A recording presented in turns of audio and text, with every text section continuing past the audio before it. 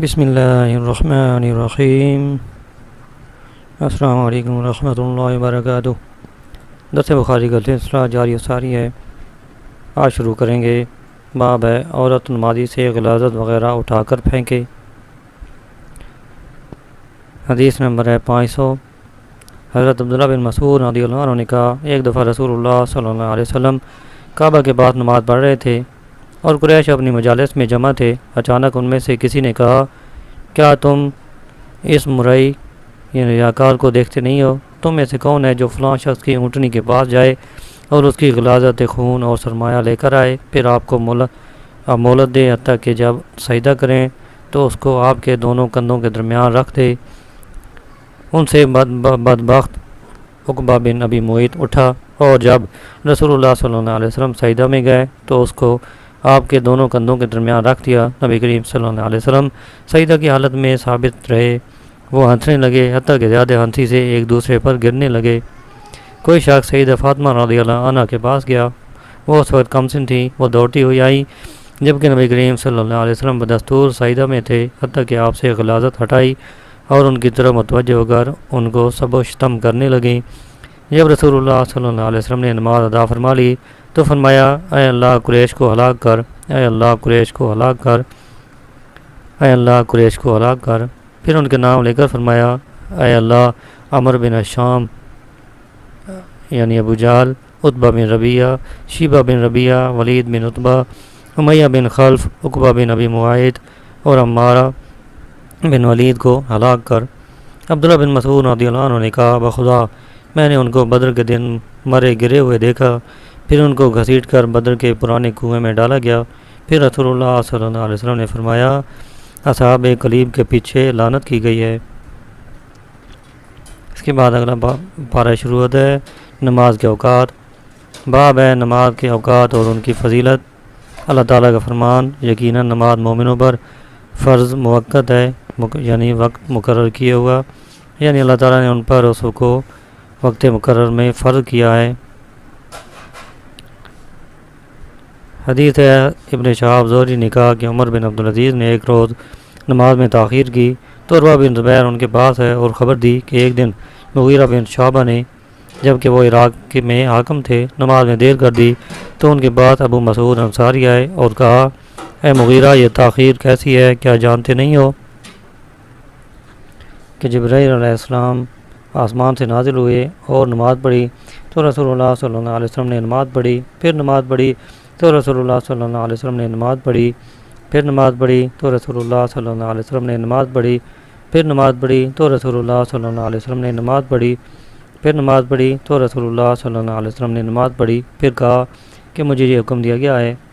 عمر بن عبدالعزیز نے عروہ سے کہا، خیال کرو کیا کہتے ہو، کیا جبرائیل نے رسول اللہ صلی اللہ علیہ وسلم کی نماز کا وقت مقرر کیا؟ عروہ بن زبیر نے کہا، اسی طرح بشیر بن ابی مسعود اپنے باپ سے بیان کرتے تھے۔ عروہ نے کہا، مجھے ام المومنین عائشہ رضی اللہ عنہا نے خبر دی کہ رسول اللہ صلی اللہ علیہ وسلم عصر کی نماز پڑھا کرتے تھے، حالانکہ دھوپ ان کے حجرہ میں ہوتی تھی، پہلے اس کے کہ وہ دیواروں پر بلند ہو۔ حدیث کی تشریح، سرور کائنات صلی اللہ علیہ وسلم جبریل علیہ السلام کے ساتھ ساتھ نماز پڑھتے تھے، اس لیے حدیث میں فصلہ فا کے ساتھ ذکر کیا جو تعقیب بلا مہلت کو چاہتی ہے۔ اور حضرت جبریل علیہ السلام کی دونوں نمازوں کے درمیان کچھ زمانہ ہوتا تھا، جبکہ انہوں نے 5 اوقات متعینہ میں نماز پڑھی، اس لیے ثم کے ساتھ ذکر کیا جو تراخی کو چاہتا ہے۔ ابو مسعود نے یہ نہ کہا کہ میں نے یہ نمازیں پڑھتے دیکھا یا رسول اللہ صلی اللہ علیہ وسلم نے فرمایا کہ جبرائیل نازل ہوئے، اس لیے یہ حدیث اس طریقے کے ساتھ متصل الاسناد نہیں۔ قبل ان تظہر کا معنی ہے کہ دھوپ دیواروں کے اوپر نہ چڑھی تھی۔ عمر بن عبدالعزیز نے یہ نماز عصر مستحب وقت سے مؤخر کی تھی، یہ نہیں کہ نماز کا وقت نکل چکا ہوگا، کیونکہ یہ ان سے ناممکن تھا، اور عروہ نے اس کے لیے اس لیے اعتراض کیا کہ انہوں نے مستحب وقت چھوڑ دیا تھا جس میں جبریل علیہ السلام نے نماز پڑھی تھی، مگر یہ نادر واقعہ ہوا تھا جو لفظ یومن کا مدلول ہے۔ اس حدیث سے معلوم ہوتا ہے کہ نماز مستحب وقت میں پڑھنے کا اہتمام کرنا چاہیے۔ یہ بھی معلوم ہوا کہ حدیث مسند حجت ہوتی ہے، منقطع حدیث حجت نہیں ہوتی، اس لیے عمر بن عبدالعزیز نے حدیث پر قناعت نہ کی اور جب اسے بشیر کی طرف مسند کیا تو خاموش ہو گئے۔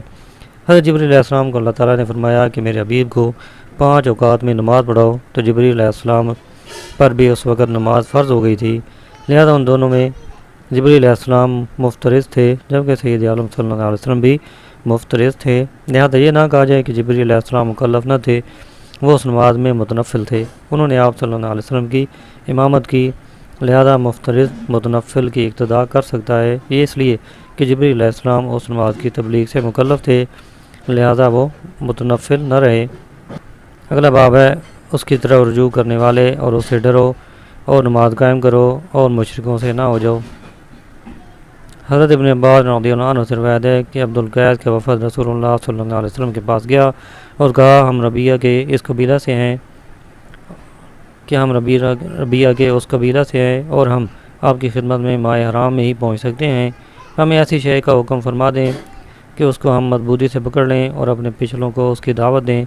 سید کونین صلی اللہ علیہ وسلم نے فرمایا میں تم کو 4 امور کا حکم کرتا ہوں اور 4 سے منع کرتا ہوں، اللہ تعالیٰ پر ایمان لاؤ، پھر اس کی تفسیر یہ کی گواہی دینا کہ اللہ کے سوا کوئی معبود نہیں اور میں اللہ کا رسول ہوں، نماز قائم کرنا، زکوٰۃ ادا کرنا اور جو غنیمت حاصل کرو اس کا مجھے 5واں حصہ ادا کرو، میں تم کو کدو، سبز گھڑا، تارکول کے برتن اور درخت کے تنے کو کرید کر بنائے ہوئے برتن سے منع کرتا ہوں۔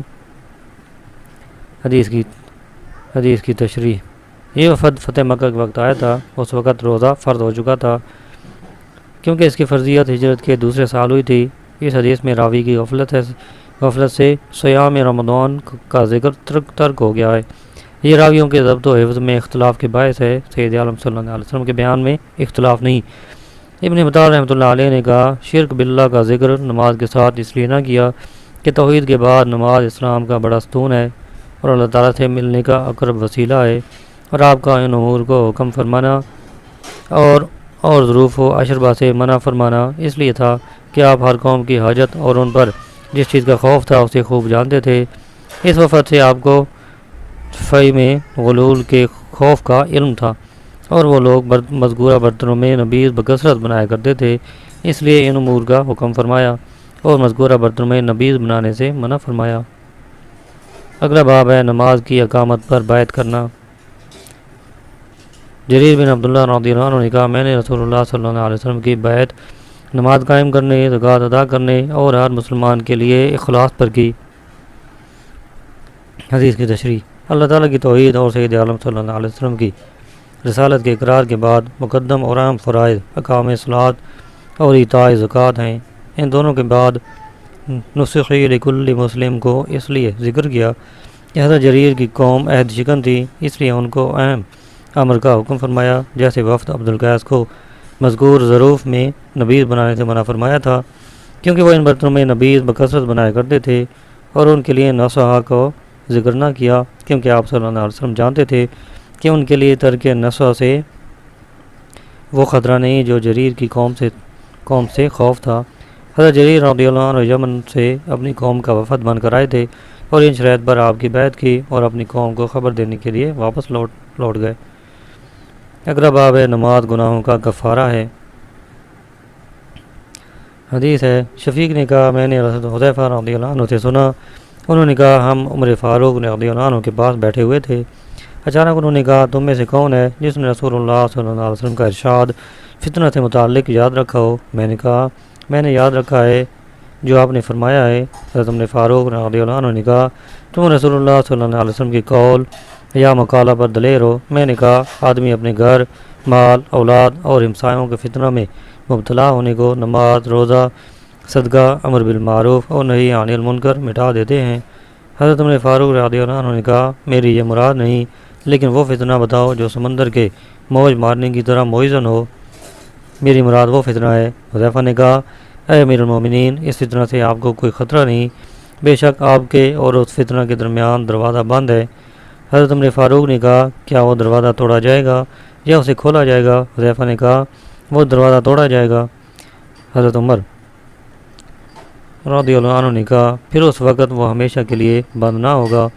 ہم نے حذیفہ سے کہا کیا حضرت عمر رضی اللہ عنہ اس دروازہ کو جانتے تھے؟ حذیفہ نے کہا ہاں ایسا جانتے تھے جیسے کل سے پہلے آج کی رات کو جانتے تھے۔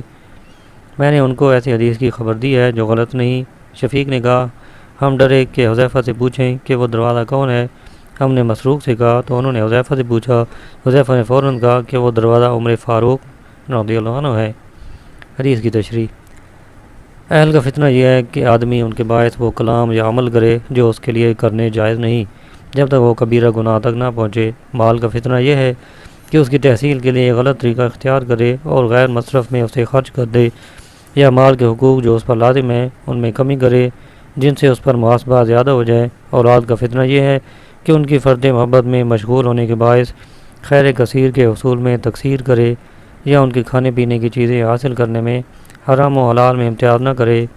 ہمسائے کا فتنہ یہ ہے کہ اس کے حال جیسا اپنا حال کرنے کی خواہش کرے جبکہ وہ مالدار ہو، یعنی جب تک وہ کبائر سے بچا رہے تو پانچوں نمازیں، روزے، امر بالمعروف نہی عن المنکر سے ان گناہوں کا کفارہ ہو جاتا ہے۔ اللہ تعالیٰ فرماتا ہے مگر کبیرہ گناہ توبہ کے بغیر معاف نہ ہوں گے۔ پھر فرمایا اگر نمازوں سے گناہ ہو یعنی کبائر کا کفارہ ہو جائے تو پھر توبہ کی ضرورت نہیں رہتی، یعنی جب تک کبائر سے بچتا رہے تو مذکورہ امور سے تمام صغائر کا کفارہ ہو جاتا ہے۔ اور سنابی کی حدیث کہ جب وضو کرے تو اس کے سارے گناہ معاف ہو جاتے ہیں، صغائر پر محمول ہے۔ حذیفہ نے کہا میں نے ان کو ایسی حدیث کی خبر دی جو حق ہے اور اجتہاد اور فکر کا نتیجہ نہیں۔ حضرت حذیفہ رضی اللہ عنہ کی غرض یہ تھی کہ دروازہ مرد ہے، جو قتل ہوگا یا مر جائے گا تو فتنوں کا آغاز ہوگا۔ حذیفہ جانتے تھے کہ سیدنا عمر فاروق رضی اللہ عنہ کے قتل کی صراحتاً خبر بھی نہ دیں۔ الحاصل فتنہ اور اسلام کے درمیان سیدنا عمر فاروق رضی اللہ عنہ حائل تھے، اور وہی یہ دروازہ تھے۔ جب تک وہ باقاعدہ حیات رہے اسلام میں کسی فتنہ کو راہ نہ ملی۔ جب وہ فوت ہو گئے تو فتنوں کی بھرمار شروع ہو گئی جو مخفی نہیں ہے۔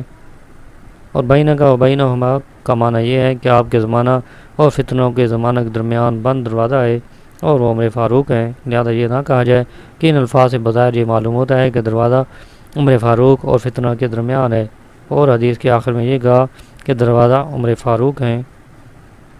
اس سے معلوم ہوتا ہے کہ رسالت مآب صلی اللہ علیہ وسلم کائنات میں امور مقدرہ جانتے تھے، اور ان میں سے کچھ خاص صحابہ کرام کو بھی بتلا دیتے تھے۔ اس لیے حضرت حذیفہ رضی اللہ عنہ کو صاحب السر کہا جاتا تھا۔ اس حدیث سے یعلم ما فی الغد کا مفہوم بھی واضح ہو جاتا ہے، اور ام المومنین عائشہ رضی اللہ عنہ کی حدیث کی بھی وضاحت ہو جاتی ہے، جبکہ انہوں نے کہا جو شخص یہ کہے کہ رسول اللہ صلی اللہ علیہ وسلم کل کی باتیں جانتے ہیں اس نے بہت بڑا بہتان باندھا، کیونکہ قرآن میں اس طرح کی آیات اور اس طرح کی احادیث تمام ذاتی علم غیب پر معمول ہیں، کیونکہ ذاتی علم غیب اللہ تعالیٰ کی ذات کے ساتھ مخصوص ہے۔ اس لیے فرمایا قل لا یعلم من فی السماوات والارض الغیب الا اللہ، اور اللہ تعالیٰ کے خبردار کرنے سے انبیاء کرام غیب پر مطلع ہو جاتے ہیں۔ اگلی حدیث ہے حضرت عبداللہ بن مسعود رضی اللہ عنہ سے روایت ہے کہ ایک شخص نے ایک عورت کا بوسہ لیا، پھر نبی کریم صلی اللہ علیہ وسلم کے پاس آیا اور یہ واقعہ ذکر کیا تو اللہ تعالیٰ نے یہ آیت نازل فرمائی نماز قائم کریں صبح و شام اور رات کے کچھ حصہ میں، یقیناً نیکیاں گناہوں کو لے جاتی ہیں۔ اس شخص نے کہا یا رسول اللہ صلی اللہ علیہ وسلم کیا یہ میرے لیے ہی خاص ہے؟ سید عالم صلی اللہ علیہ وسلم نے فرمایا میری ساری امت کے لیے یہی حکم ہے۔ حدیث کی تشریح۔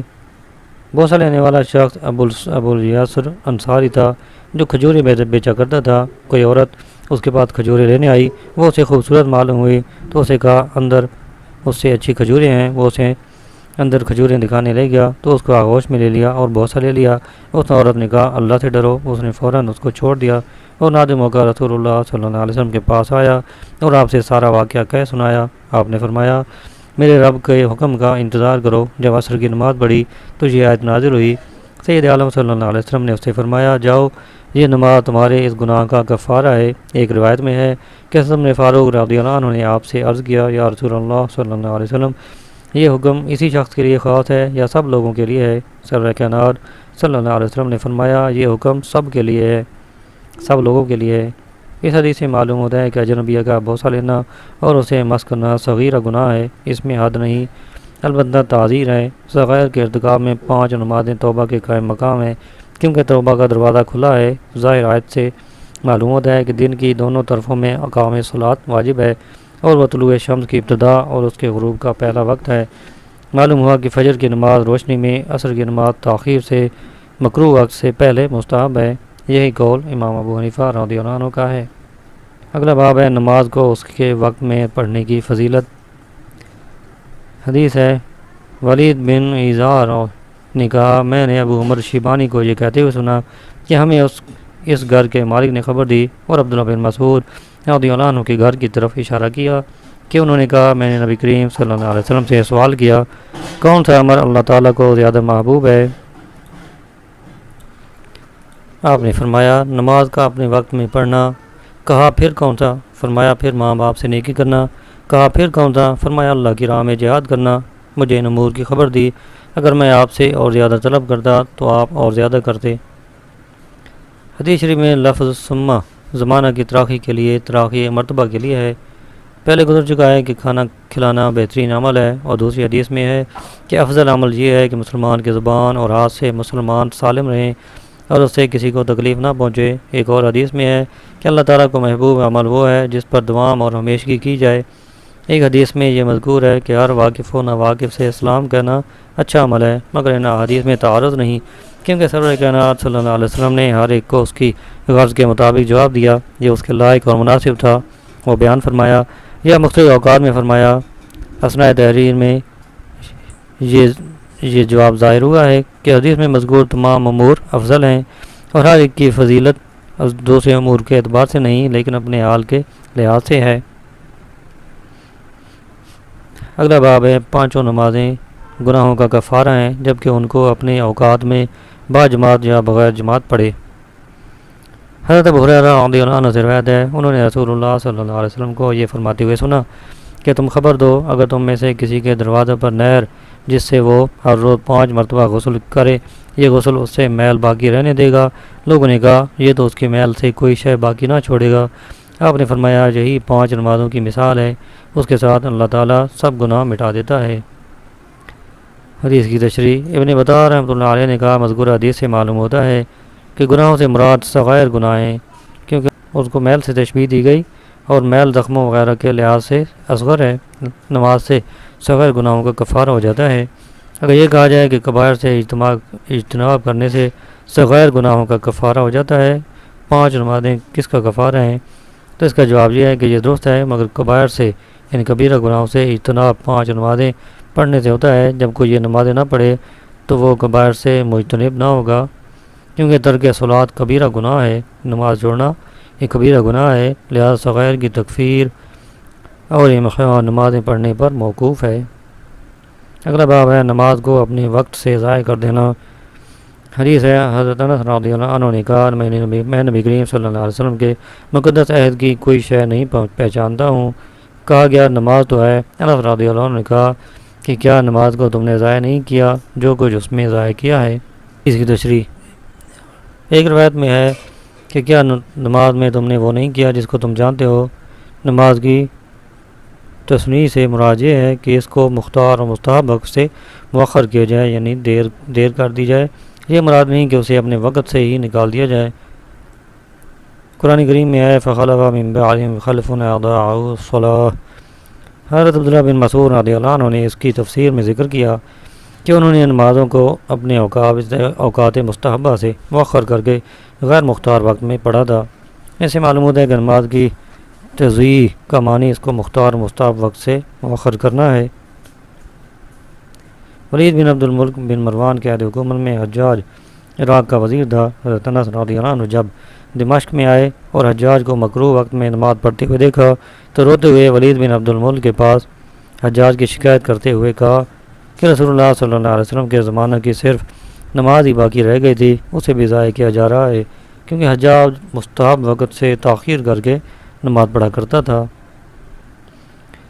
حضرت انس رضی اللہ عنہ جب بصرہ سے مدینہ منورہ گئے تو لوگوں سے کہا، میں تم سے خلاف سنت نبوی یہ دیکھتا ہوں کہ تم صفیں سیدھی نہیں رکھتے ہو۔